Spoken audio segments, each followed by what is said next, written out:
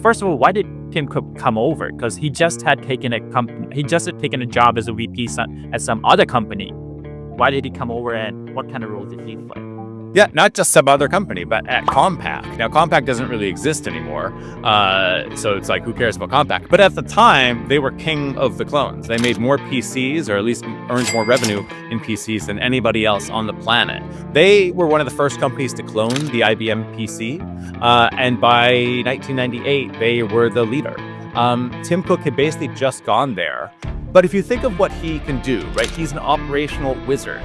Well, how much can you help the company that's already the leader in PCs? You're probably just sort of helping at the margins at that point. So when he's offered the role at Apple, I mean, my God, it wouldn't take much questions or, much reading to realize that Apple is just a total mess.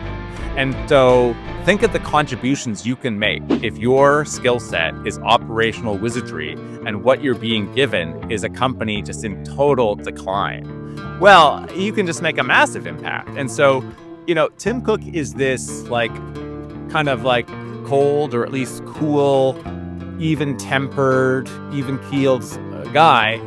But what's interesting is that he very much gets lured in an almost a mystical sense by Steve Jobs. He's really taken by Steve Jobs.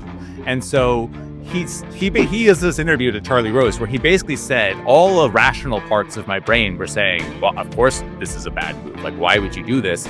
But he couldn't ignore his gut that just said, go west, young man, go west.